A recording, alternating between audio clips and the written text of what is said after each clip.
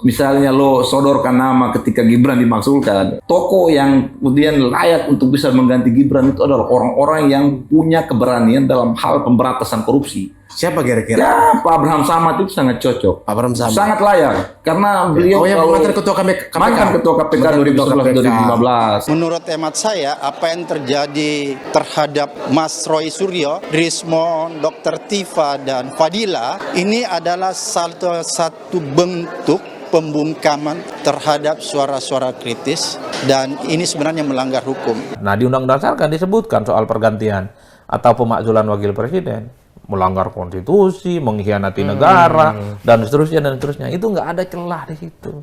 Kalaupun toh ada putusan Mahkamah Konstitusi yang dipersoalkan, itu kan seketika posisinya bukan jadi wakil presiden. Ya. Ini kan tadi Mas Roy bilang 99,9% ijazah Pak Jokowi yang ada itu palsu ya. Palsu, ya. Saya tidak percaya dengan kebetulan, sesuatu yang koinsiden. Saya percaya bahwa banyak hal itu didesain. Orang-orang yang datang ke UGM dan kemudian menggeruduk rumah Pak Jokowi, mereka hanyalah pion-pion di dalam percaturan politik yang rumit ini. Siapa mastermind di balik ini? Tapi kalau tokoh yang kemudian sejalan dengan kemauan presiden secara pikiran, jiwa seorang patriot untuk bagaimana memberantas korupsi. Karena persoalan yang mendasar itu adalah koruptor. Ya, jadi maunya Bung Rismon ini seharusnya kalau mau bantah dengan kajian ilmiah ya. Iya. Nah, per hari ini DPR tak ada yang cakap soal kayak gini, Pak. Ini kan suara-suara di luar aja. Kelompok-kelompok ekstraparlementer, kelompok masyarakat yang memang kritis terkait dengan situasi politik hari ini. Kebebasan orang untuk mengeluarkan pendapat itu dijamin oleh konstitusi. Jadi kalau orang paham tentang konstitusi, pemerintah paham tentang konstitusi, maka suara kritik tidak boleh dilawan dengan mengkriminalisasi seseorang lewat laporan ke kepolisian. Tetapi rentetannya adalah bahwa setelah Gerak Indonesia Gelap, muncul tuntutan-tuntutan jalanan dan memaksakan keyakinan orang bahwa ijazah Presiden Jokowi adalah ijazah yang palsu. Berarti Pak Abraham Samad ini sedang di-endorse nih sekarang nih? Ya, sedang layak lah. Sudah di-endorse sekian banyak media atau belum nih kira-kira? Ya, kalau media sih sebetulnya beliau itu punya media sendiri juga kan? Ya, ada podcast itu sendiri. Sama Speak Up. Tiba-tiba muncul gerakan-gerakan yang menuntut ijazah Pak Jokowi, kemudian mendesak pencopotan Wapres Gibran. Kan masyarakat mayoritas juga sadar itu. Oh, ini hanya permainan kekuasaan. Oh, ini hanya ada sekelompok orang ingin mengail di balong yang keruh. Gimana tanggapan Dr. Rifa? 3 polsek. 3 polsek. Padahal kan di Jakarta ada 5 polsek. 3 polsek. Mengkonfirmasi bahwa serangan semakin agresif kepada Jokowi dan keluarga besarnya, Pak. Karena sebelum masuk Wapres ini ada kisruh-kisruh ijazah. Presiden Jokowi ini bukan rakyat biasa ya. Dia mantan presiden yang 2 periode. Oleh karena itu dia harus bertindak sebagai seorang negarawan. Pak Prabowo ini kan dia membutuh seorang pembantu yang punya integriti. Dalam hal ini diuji secara kejujuran, keberanian. Ya kan tidak terlibat di dalam proses persoalan-persoalan yang mendasar yaitu korupsi.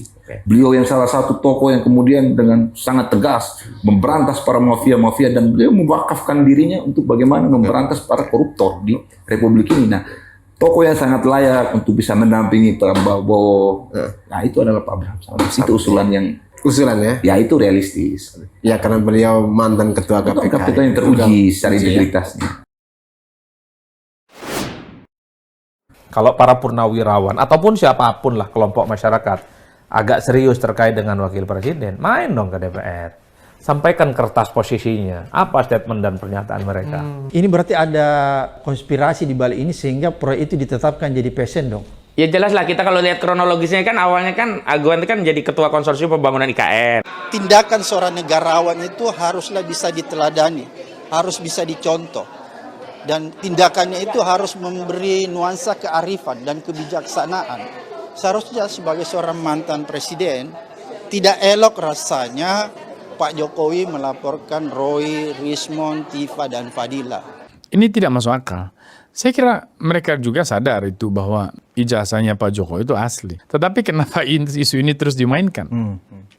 ada segelintir orang yang memang haus dengan kekuasaan atau memang tidak akan pernah ikhlas negara ini diatur oleh keluarga Pak Jokowi. Nah, apa dasar kesentimen mereka? Ya, saya kira banyak orang paham itu. Bahwa DPR sekarang ini sudah terkontaminasi dengan kekuasaan. Semua ketum-ketum partai berada dalam lingkaran istana, mendapatkan jabatan yang sangat strategis. Apalagi Pak Jokowi punya kekuatan itu di mana dia mampu merekomendasikan para ketum partai yang diduga keras bahwa itu adalah orang-orangnya dia, jongos-jongosnya dia. Ya, saya berani berbicara itu. Misal Pak Zulkifli Hasan, kemudian Bang Bahlil dan lain-lain, itu adalah bagian dari orang-orangnya Jokowi. Nah, sehingga ketika ketua partai sudah berada di dalam lingkaran kekuasaan, maka sudah barang tentu dia punya kekuatan juga untuk mengintervensi pasukan-pasukannya, kader-kader partainya yang ada di parlemen. Nah, sehingga kalau misalnya Pak Prabowo mampu mengambil sikap politik yang kuat, maka dia mampu bisa memberikan tekanan juga politik kepada jongos-jongosnya Jokowi ini. Apalagi cuman begini-begini. Bagi DPR kayaknya nggak penting-penting amat tuh ngomong soal pemakzulan. Per hari ini kan kayak gitu. Nggak ada yang nyambut di dalam, Pak. Karena apa yang disampaikan orang-orang ini adalah salah satu bentuk kritik yang membangun, yang konstruktif. Bukan pernyataan-pernyataan yang sifatnya destruktif. Jadi kalau pernyataan yang sifatnya destruktif, menimbulkan huru-hara, dan huru-hara itu betul terjadi, itu yang bisa dilaporkan. Kalaupun cuma potensi huru-hara, itu juga orang nggak boleh dilaporkan. Mereka ini menyerang Pak Jokowi, tetapi target finalnya itu kan Wapres Gibran. Nah, hanya ada sebagian orang sudah tidak sabar, langsung menyerang Wapres. Tujuan awalnya ini kan melemahkan citra Pak Jokowi dalam rangka melemahkan posisi tawar Wapres Gibran Raka Buming di pemilu berikut. Jadi orang-orang ini kan bermain untuk 2029. Menurut saya ini prematur. Jadi gerakan ini juga pasti akan tergerus oleh waktu lah. Kalau mereka mau bermain, permainan ini tidak menarik, tidak cerdas. Berandai-andai ya. Iya. Siapa tahu nanti misalnya dalam persidangan nih, kan dibilang tadi saya akan bersedia memperlihatkan ijazah saya kalau itu perintah pengadilan atau perintah hakim. Iya kan Undang-Undang Dasar 1945 pasal 7A dan 7B kan jelas, Pak. Wakil Presiden itu proses pergantian atau pemakzulannya kan memang di DPR. Ya 2/3 lah quorum, misalnya menemukan Wakil Presiden itu adalah terkonfirmasi misalnya mengkhianati negara, melanggar konstitusi, terlibat dalam tindakan korupsi, penyuapan, ataupun tindakan-tindakan tercela yang lain. Per hari ini Wapres yang cuma baru 6 bulan ini kayaknya jauh banget dari itu semua kan. Terkait jongos-jongosnya Pak Jokowi yang didistribusikan, yang ditempatkan di jabatan strategis pemerintahan ini yang kemudian bisa mengintervensi. Mereka punya kader-kader yang ada di parlemen. Jadi sebetulnya kalau kita melihat dinamika politik secara substansial, maka Pak Prabowo ini memang dia harus butuh dukungan dari rakyat. Poin ke-8 itu memang yang kemudian menjadi sangat politis dan bergulir liar. Saya kira Presiden tidak bermaksud mengomentari itu.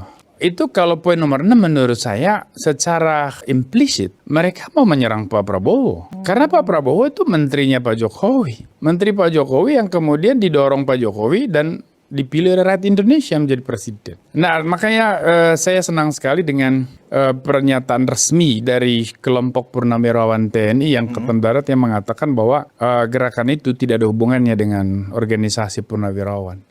No, itu statement yang sangat menyejukkan dan disitulah orang menyadari bahwa TNI di Republik ini itu adalah kekuatan sentral, fundamental yang membuat negara ini bisa bertahan, yang membuat bangsa ini bisa utuh. Nah, Prabowo ini, kalau pertanyaan tadi itu menarik untuk kita diskusikan ini, saya berani juga dengan sangat vulgar mengatakan bahwa Pak Prabowo itu sebetulnya dia dalam cengkraman Jokowi. Oleh sebab itu, ini adalah salah satu strategi politik mungkin para jenderal ini sebagai spion, sebagai pion untuk bagaimana memberikan satu rekomendasi untuk bagaimana nanti ditindaklanjuti melalui MPR. Ya, mungkin melalui DPR. Ya, melalui trias politika ini. Ya, oke. Jadi DPR melalui yudikatif. Artinya apa? Ada pihak-pihak yang selama ini belum sepenuhnya menerima dan mungkin sampai kapanpun tidak akan menerima bahwa putusan Mahkamah Konstitusi itu dianggap biang masalah yang memang harus dipersoalkan hingga saat ini. Wajar kalau kemudian per hari ini Purnawirawan itu mempersoalkan itu. Coba kita cek poin kedua, saya hafal loh. Poin yang kedua itu adalah satu nih, mendukung secara penuh program strategis Prabowo kecuali IKN. Coba bayangin. Ini mendukung penuh, tapi ada kecualinya, Pak. Berarti nggak penuh kan? Iya, penuhnya sedikit. Nah, poin yang ketiga kan, meminta untuk mengganti menteri-menteri yang terafiliasi dengan Solo. Coba kau bayangkan, itu poin yang ketiga. Baru lompat yang ke-8. Soal posisi wakil presiden yang dikaitkan dengan Mahkamah Konstitusi. 3 poin ini saya rasa bagian dari bagaimana publik mengkonfirmasi bahwa serangan semakin agresif kepada Jokowi dan keluarga besarnya, Pak. Karena sebelum masuk Wapres ini ada kisruh-kisruh ijazah. Dimainin lagi kan. Betul. Sebelumnya juga soal mobil SMK. Bahkan urusan Patikan, padahal itu putusan dari negara, utusan dari negara, panjang juga ceritanya. Macam-macam lah seterusnya. Itulah yang saya sebutkan. Mungkin ada pihak-pihak tertentu yang masih menganggap manuver politik Jokowi di jelang akhir kekuasaannya berakhir itu belum diterima sepenuhnya. Iya kan Undang-Undang Dasar 1945 pasal 7A dan 7B kan jelas, Pak. Wakil presiden itu proses pergantian atau pemakzulannya kan memang di DPR. Ya 2/3 lah quorum, misalnya menemukan wakil presiden itu adalah terkonfirmasi misalnya mengkhianati negara, melanggar konstitusi, terlibat dalam tindakan korupsi, penyuapan, ataupun tindakan-tindakan tercela yang lain. Per hari ini, Wapres yang cuma baru 6 bulan ini, kayaknya jauh banget dari itu semua kan. 6 bulan, Bos, belum ngapa-ngapain kok. Kan jauh dari itu. Itu gembok pertama. Kalau memang ada temuan dari DPR, kan minta fatwa ke Mahkamah Konstitusi. Hai Mahkamah Konstitusi, apa betul ada pelanggaran dan penyelewengan yang dilakukan oleh Wakil Presiden? Kan begitu.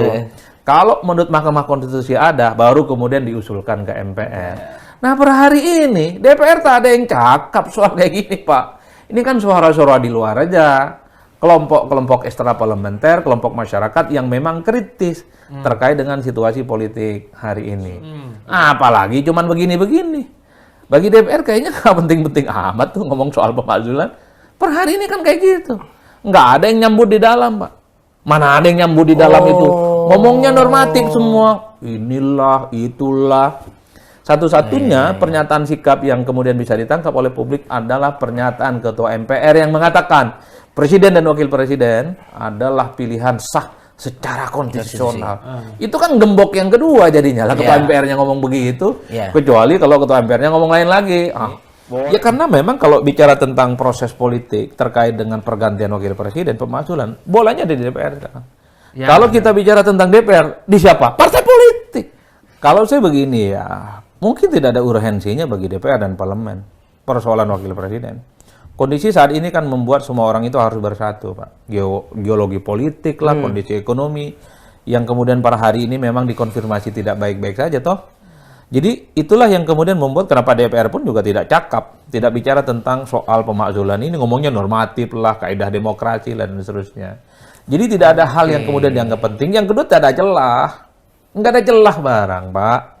Kan DPR ini selalu bicara tentang konstitusi, bicara tentang regulasi, undang-undang dasar. Nah, di undang-undang dasar kan disebutkan soal pergantian atau pemakzulan wakil presiden, melanggar konstitusi, mengkhianati negara, dan seterusnya. Itu nggak ada celah di situ. Kalaupun toh ada putusan Mahkamah Konstitusi yang dipersoalkan, itu kan ketika posisinya bukan jadi wakil presiden, masih hanya sebatas, ya mungkin wali kota Solo saat itu. Dan per hari ini celah itu yang kemudian tidak ada. Nah, atau memang belum ada yang mengorkestrasi. Kalau mau jujur sebenarnya, hari ini per DPR ini kan tegak lurus dalam satu kepentingan politik. Artinya apa? Kekuasaan menganggap persoalan pergantian kayak gini nggak penting-penting amat, Bos. Artinya apa? Kalau kekuasaan yang terpusat hari ini ada yang ngeremot dan menganggap persoalan wakil presiden itu penting, bisa nih barang, Pak.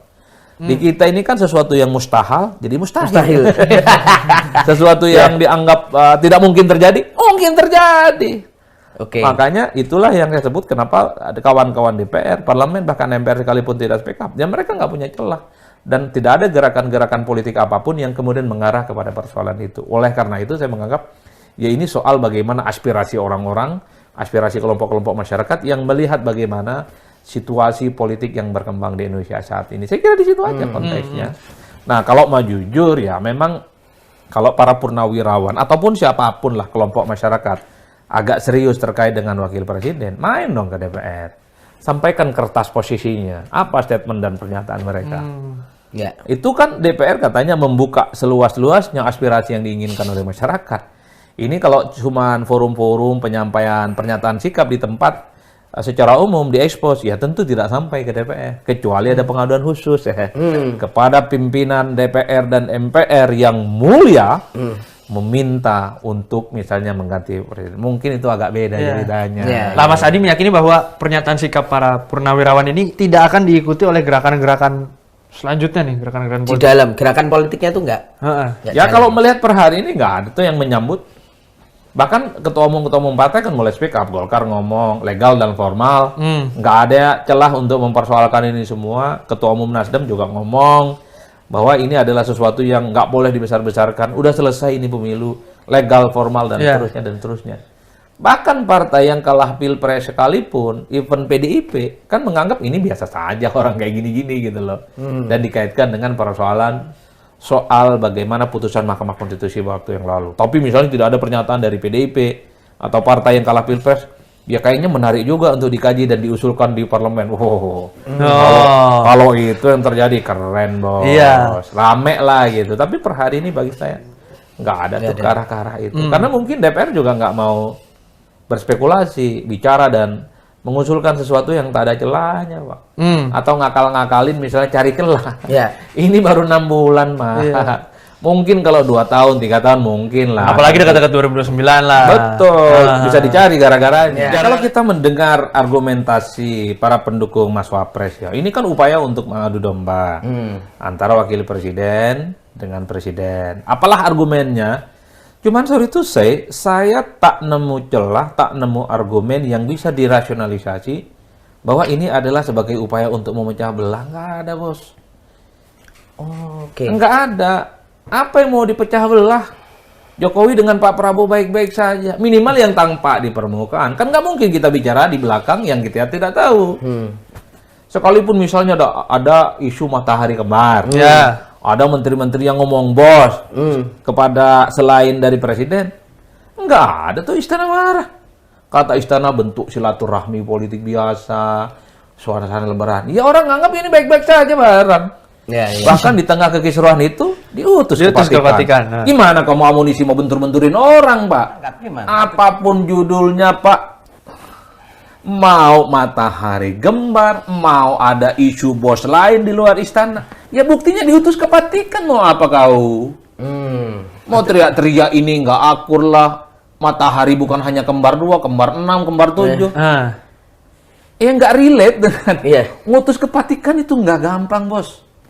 Itu mewakili negara, Pak. Wajah negara yang hadir di situ. Itu yang tampak di permukaan, fakta politiknya. Solo dengan istana. Baik-baik saja, nggak terpengaruh dengan isu-isu matahari kembar, loyalitas ganda, dan macam-macamnya itu. Itu yang saya sebut terkonfirmasi per hari ini. Saya nggak nemu orang yang mau cerita off the record-nya. Enggak lah, nggak segitunya. Sebenarnya tidak seindah yang dibayangkan.